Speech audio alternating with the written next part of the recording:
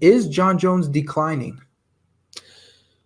Wow, that's, I was on a media call with a conference call, and I was trying to get this question, and I didn't really get a chance. But, there's a lot of assessments about Jon Jones's skill sets. That just kind of comes to the territory of being a champion. I'm sure a lot of it is complete garbage. One that I've always been kind of intrigued by is this idea that Jon Jones fights to the caliber of his opponent.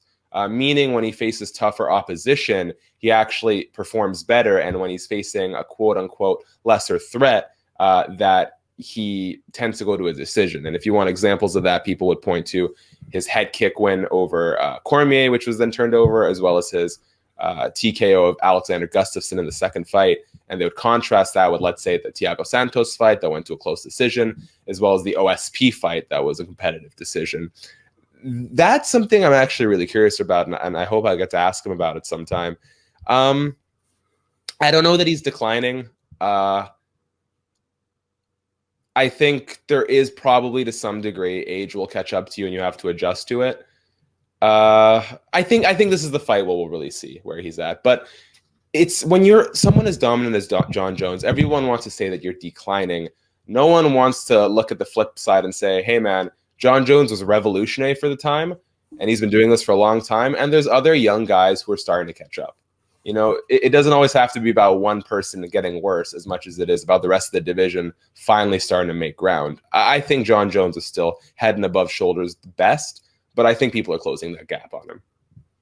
I think for me, this is the fight that's going to give us the answer. I mean, people look at his past couple of performances, and Jon Jones tends to have those kinds of stretches where he sort of decisions everybody, and then he'll come out there. And I mean, an example, like, for example, he was decisioning, when I say everybody, like Daniel Cormier, Glover Teixeira, that stretch, comes out there, knocks out Daniel Cormier, knocks out Gustafsson.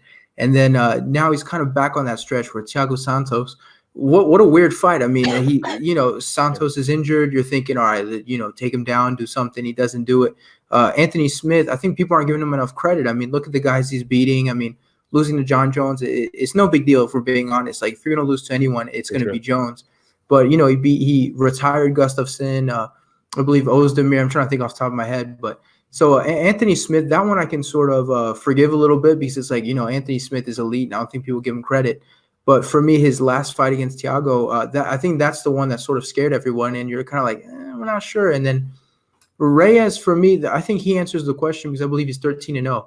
And someone that has that little fights, if he goes out there, and obviously if Jon Jones gets caught real quick by a left hand or something, it's tough to answer the question. But for me, this is the fight that's going to decide it. Is Jon Jones going to go out there and completely dominate him? Is he going to give us another funky one of those fights where he wins, but you're like, eh. But I think that's one of the great things about guys that are undefeated is that every fight they head into, you're like, oh, is that the guy that's going to snatch the – and we say undefeated, disqualified, whatever.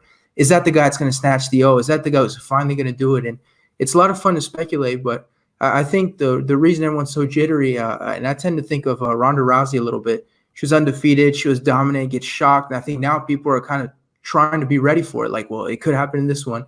We could see an opening. So I think that's why people are jittery. But for me, this is the fight that's going to decide it. He's still 31, so I'm definitely not going to jump on that. He's, declining or whatever. But for me, we're going to get the answer this upcoming weekend.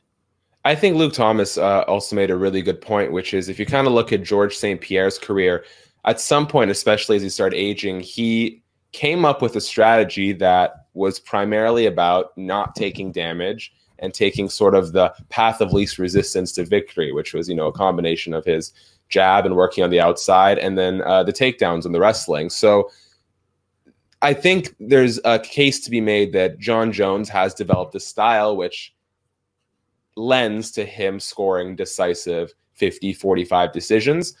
I think that probably burned him a bit in the Thiago Santos fight. And so it's entirely possible that we see him sort of tweak the existing formula because he can't be going out there and getting into brawls if he wants to have a long sustained career. Yeah, I think I did watch that video with Luke Thomas, and I did agree with it. GSP definitely went on that stretch where he's wrestling guys and everything. And Jon Jones, I'm not 100% convinced that's what he's doing because I feel like he has a very similar skill sets to Georges St-Pierre. I mean, look at how freaking long his arms are. If he decides to jab you, you're staying across the cage. His wrestling is – right, exactly. Or even hit you with an elbow from all the way over there. and he's got his wrestling. And a big thing I always read about Jon Jones was that, he's skinny, but people are like, man, he's so freakishly strong, like when he grabs a hold of you. So I feel like if you wanted to have a conservative game plan, and his last fight was a perfect example, take Thiago down, injured, and just finish him right there. So I'm sort of wondering what's going on. Is it because he's got a great team for game plans, Greg Jackson and all those guys. So I'm curious to see what's going on out there. And I really hope this fight answers the questions and doesn't give us just more confusion following it. Agreed. So what's the final takeaway? Is he declining? Yes or no? How old is he now? Do we know? 31, I believe. I feel like he's still got a couple years in him before we can say it's like a proper physical age-related decline. I'm going to say no. I'm going to say the division is starting to catch up with him, and that the things he was doing that was completely revolutionary and, at the time unseen is now kind of a standard part of the game. So I'm going to say he's not declining, that the rest of the division is catching up.